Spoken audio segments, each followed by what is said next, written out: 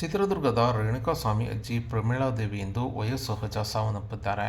ರೇಣುಕಾಸ್ವಾಮಿ ಮೇಲೆ ಅಪಾರ ಪ್ರೀತಿ ಇಟ್ಟುಕೊಂಡಿದ್ದ ಅಜ್ಜಿ ವಯೋಸಹಜ ಸಾವನ್ನಪ್ಪಿದ್ದು, ಕೊನೆ ಉಸಿರು ಎಳೆಯುವವರೆಗೂ ಕೂಡ ರೇಣುಕಾಸ್ವಾಮಿ ಸಾವಿನ ವಿಚಾರ ಅಜ್ಜಿ ಪ್ರಮೀಳಾದೇವಿಯವರಿಗೆ ತಿಳಿದೇ ಇರಲಿಲ್ಲ. ಇನ್ನು ಈ ಬಗ್ಗೆ ರೇಣುಕಾಸ್ವಾಮಿ ತಂದೆ ಶಿವನಗೌಡರವರು ಪ್ರತಿಕ್ರಿಯೆ ನೀಡಿ ಮಾತನಾಡಿದ್ದಾರೆ. ಇನ್ನು ಅಜ್ಜಿ ಪ್ರಮೀಳಾದೇವಿಗೆ ರೇಣುಕಾಸ್ವಾಮಿ ಎಂದರೆ ಅಪಾರ ಪ್ರೀತಿ ಇಟ್ಟುಕೊಂಡಿದ್ದರು. ದರ್ಶನ್ ಮತ್ತು ಗ್ಯಾಂಗ್ನಿಂದ ಹತ್ಯೆಗೊಳಗಾದ ರೇಣುಕಾಸ್ವಾಮಿ ಸಾವಿನ ವಿಚಾರ ತಿಳಿದೆಯೇ ಇಲ್ಲದೆ ಮೊಮ್ಮಗ ಕಾಣಲಿ ಕೊರಗಿನಿಂದ ಮನೆಯಲ್ಲಿ ಸಾವನ್ನಪ್ಪಿದ್ದಾರೆ ಎಂದು ರೇಣುಕಾಸ್ವಾಮಿ ತಂದೆ ಶಿವನಗೌಡ ಪ್ರತಿಕ್ರಿಯೆ ನೀಡಿದ್ದಾರೆ. ಇನ್ನು ರೇಣುಕಾಸ್ವಾಮಿ ದರ್ಶನ್ ಮತ್ತು ಗ್ಯಾಂಗ್ನಿಂದ ಹತ್ಯೆಗಾದ 1 ವರ್ಷ ಕಳೆದರೂ ಸಹ ಅವರ ಅಜ್ಜಿ ಶತಾಯುಷಿಯಾದ ಪ್ರಮೀಳಾದೇವಿಗೆ ಮೊಮ್ಮಗನ ಸಾವಿನ ವಿಚಾರವೇ ಗೊತ್ತಿರಲಿಲ್ಲ. ಯಾವಾಗಲೂ ಕೂಡ ರೇಣುಕಾಸ್ವಾಮಿ ಎಲ್ಲಿ ಎಂದು ಕೇಳುತ್ತಿದ್ದರು. ನಾವು ಒಂದೆರಡು ಬಾರಿ ಹೇಳಿದರೂ ಕೂಡ ಅವರಿಗೆ ನೆನಪಿಲ್ಲ.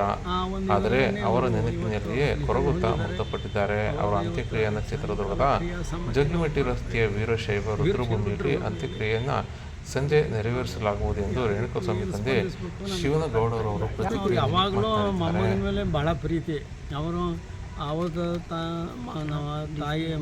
ನಮ್ಮ ತಾಯಿ ರೂಮ್ನಲ್ಲೇ ಬಂದು ಅವನು ಬೆಳಿಗ್ಗೆ ಎಲ್ಲ ಡ್ರೆಸ್ ಮಾಡ್ಕೊಂಡು ಅಜ್ಜಿ ಹೇಳಿ ಚೇಷ್ಟೆ ಮಾಡಿ ಅದೆಲ್ಲ ಹೋಗ್ತಾಯಿದ್ದ.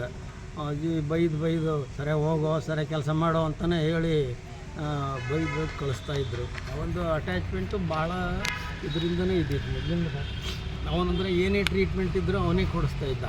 ಏನಾರು ಹೆಚ್ಚು ಕಡಿಮೆ ಆದರೂ ಕೂಡ ಅವನು ಅಪೋಲೋ ಫಾರ್ಮಸಿಲಿ ಇರೋದ್ರಿಂದ ಸ್ವಲ್ಪ ಮಾಹಿತಿ ಇರೋದ್ರಿಂದ ತಂದು ಮಾಡಿ ಎಲ್ಲ ಕೊಡ್ತಾಯಿದ್ದ. ಹಾಗಾಗಿ ಮೊಮ್ಮಗ ಅಂದರೆ ಭಾಳ ಹೆಚ್ಚಿನ ಒಂದು ಪ್ರೀತಿ ಇತ್ತು.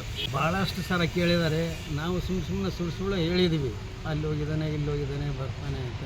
ಕಾಣ್ತಾನೆ ಇಲ್ಲಲ್ಲೋ ಅವ್ರ ಸೊಸೆ ಬಗ್ಗೆ ಉಳ್ಕೊಂಡು ಆಕೆಗೆ ಕೇಳಿದ್ದಾರೆ. ಮೊಮ್ಮಗನ್ನು ಎತ್ತಿದ್ದು ಮುದ್ದಾಡಿಸಿದ್ದಾರೆ. ಈಗ ಮೊಮ್ಮಗನು ಕೂಡ 1 ವರ್ಷ 5 ತಿಂಗಳು ಆಗಿದ್ದಾನೆ. ಅಲ್ಲಿವರೆಗೂ ಅವರು ನೋಡಿ ಕರ್ಕೊಂಡ್ಬಂದು ನೋಡಿ ಒಂಥರ ಏನೋ ನೆಮ್ಮದಿಯಲ್ಲಿದ್ದರು. ಆದರೆ ಮೊಮ್ಮಗನ ವಿಚಾರನ ಕೇಳ್ತಾನೆ ಇತ್ತು ಯಾವಾಗಲೂ. ನಾವು ಏನೋ ಅಲ್ಲಿ ಹೋಗ್ಯಾನ ಇಲ್ಲಿ ಸುಳ್ಳು ಹೇಳಿದ್ವಿ. ಇಲ್ಲಿವರೆಗೂ ಕೂಡ ನಡೆದ ಘಟನೆಯನ್ನು ಹೇಳಕ್ಕೆ ಹೋಗಿಲ್ಲ ನಾವು.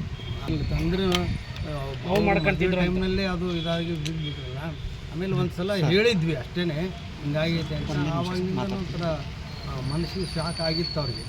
ಅವಾಗ ಮರುವು ಜಾಸ್ತಿ ಇರೋದ್ರಿಂದ ಅವ್ರಿಗೆ ಪದೇ ಕೇಳಾರ ಅಷ್ಟೇ. ಕೇಳಾರು ನೋವು ಮಾಡ್ಕೊಂತಾರಂತ ಹೇಳಿರಲಿಲ್ಲ ನೀವು? ಹೇಳಿಲ್ಲ. ಒಂದು ಸಲ 2 ಸಲ ಹೇಳಿದ್ದೀವಿ, ಅದು ಮರ್ತು ಹೋಗಿರ್ತೈತೆ ಅವ್ರು ಇದರಲ್ಲಿ. ಆದರೆ ಏನಂದರೆ ಪದೇ ಕೇಳಾರ ಅಷ್ಟೇ, ಎಲ್ಲೇ ಸ್ವಾಮಿ ಎಲ್ಲೇ ಅಂತ. ಅಲ್ಲಿ ಇಲ್ಲ ಅಂತಂದು ಅವಾಯ್ಡ್ ಮಾಡ್ತೀವಿ. ಆದರೆ ಇವತ್ತು ಅವರ ಕಾಲ ಆಗಿದೆ. 100 ವರ್ಷ ಬಾಳಿ ಆಗಿದ್ದಾರೆ. ನಾವು ಅವರಿಗೆ ಯಾವ ರೀತಿ ಅದೆಲ್ಲ ಮಾಡೋಕ್ಕೆ ವ್ಯವಸ್ಥೆ ಮಾಡ್ಕೊಂಡಿದ್ವಿ. ನಮ್ಮ ಸಮಾಜ ಐತೆ, ಬಂಧು ಬಳಗ ಇದ್ದಾರೆ. ಎಲ್ಲರೂ ಇಲ್ಲಿವರೆಗೂ ನಮಗೆ ಭಾಳ ರೀತಿಯಿಂದ ಸಹಕಾರ ಸಲಹೆ ಎಲ್ಲ ಕೊಟ್ಟಿದ್ದಾರೆ. ಅವರೆಲ್ಲರಿಗೂ ಕೂಡ ನಾವು ಧನ್ಯವಾದ ತಿಳಿಸ್ತೀವಿ.